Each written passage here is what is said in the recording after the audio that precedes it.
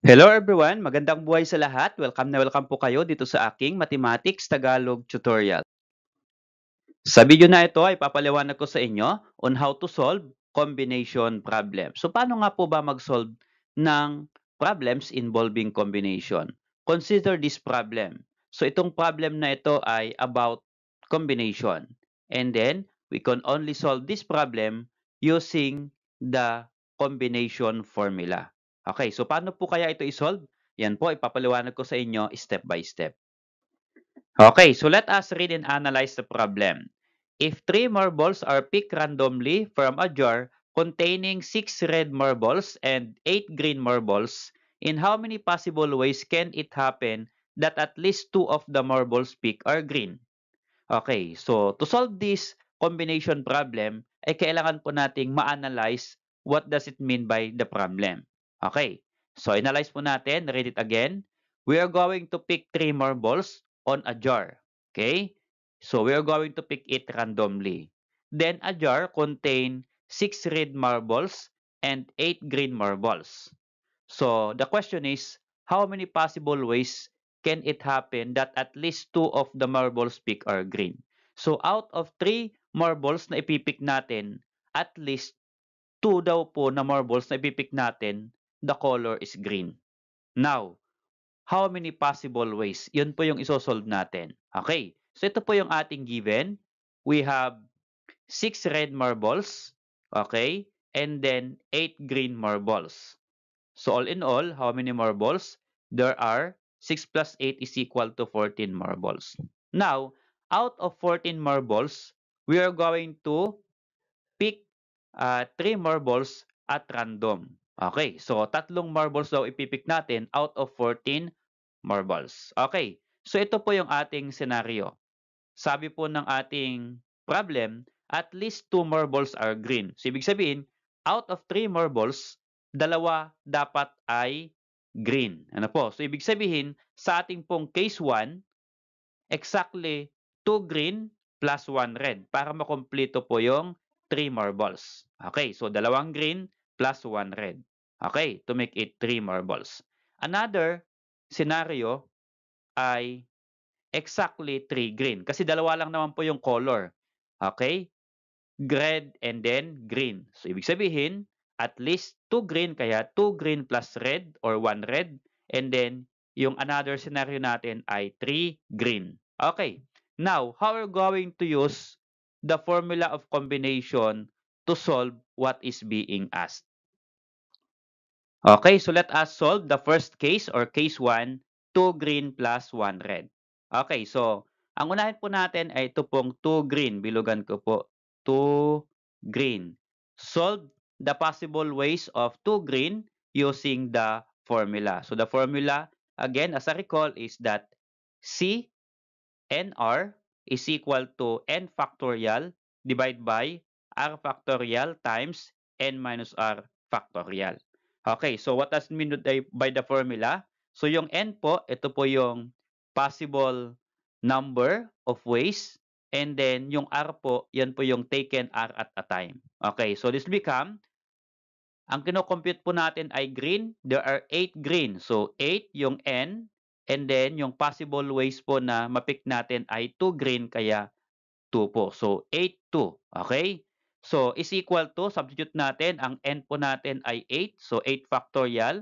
Divide by R is 2. So 2 factorial times inside the parenthesis N minus R. Kaya 8 minus 2 then factorial.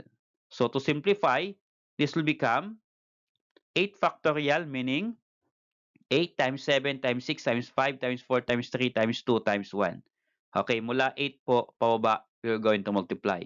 Divide by 2 factorial is 2 times 1 times inside the parenthesis 8 minus 2 is 6. And then may factorial kaya po 6 factorial. So ang 6 factorial po ay 6, 5, 4, 3, 2, and 1. Okay, now we're going to multiply numerator, multiply denominator, and then divide. So para hindi po tayo mahirapan sa pag-multiply, we can use calculation. Okay. Or cancellation rather. So we're going to cancel 6, 5, 4, 3, 2, 1. And then denominator 654,321. Okay, so ang matitira po dito ay 8 times 7 divided by 2 times 1, okay, is 2. So 8 times 7 is 56, and then 2 times 1 is 2 sa denominator. So 56 divided by 2, that is equal to 28. So ayan po yung possible ways of 2 green. Okay, there are 28 possible ways. Okay, so how about naman po yung 1 red? We are going to calculate 1 red using the formula.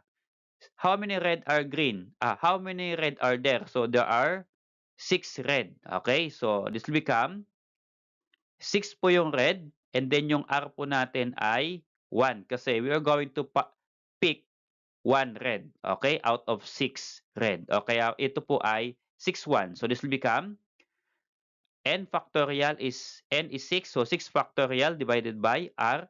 R is 1, so 1 factorial times close in open parenthesis n minus r. N is 6, r is 1, so 6 minus 1 and then factorial. Simplify natin. 6 factorial, numerator is 654,321, and then denominator 1 factorial is 1 times close in open parenthesis 6 minus 1 is 5, and then factorial. So 5 factorial is 5, 4, 3, 2, and 1. And then we're going to cancel numbers or the same numbers. So we have 5, 4, 3, 2, 1.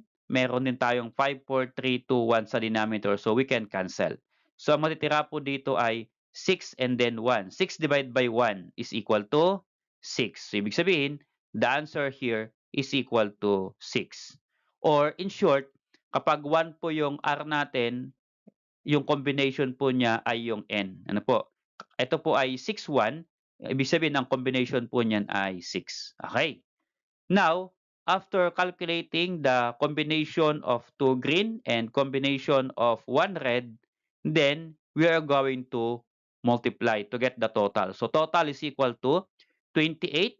Ito po yung 2 green times 6. Ito po yung 1 red. 28 times 6 is equal to 168. Okay, so next, after calculating case 1, 2 green plus 1 red, ang total po ay 168. Ngayon naman po ay calculate natin yung case 2. Ito po yung 3 green, so tatlong green. Bakit po again tatlong green? Kasi sabi po niya, at least 2 marbles pick are green. So yung dalawa ay green at yung isa pang kulay na natitira ay green, kaya 3 green po yan. Okay, now, using the combination, substitute po natin. How many green are there? 8 at 3 po yung green na ipipick natin, kaya ito po ay 8, 3. Okay? Again, 8 yung green marbles, 3 po yung possible na ipipick natin, kaya 8, 3. So, n factorial, n is 8, kaya 8 factorial divided by r is 3, so 3 factorial times close in open parenthesis n minus r. So ito po ay nr. So 8 minus 3 factorial. Okay, simplify.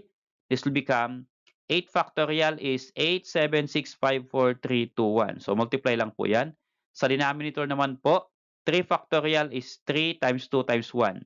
And then inside the parenthesis, 8 minus 3 is 5. Then factorial. So ang 5 factorial po ay 5, 4, 3, 2, and 1. And then cancel the same number. So, pwede po natin cancel 5, 4, 3, 2, 1 sa numerator at denominator.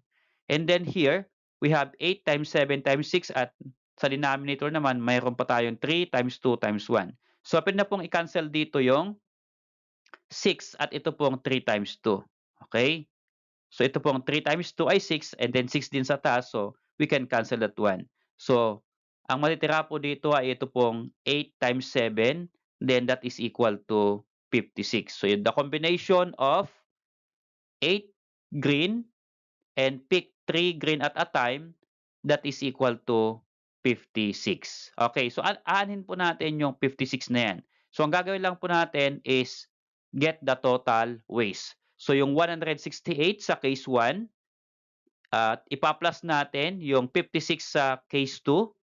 And then, if you're going to add, that is equal to 224. So, ano na po yung 224 na yan?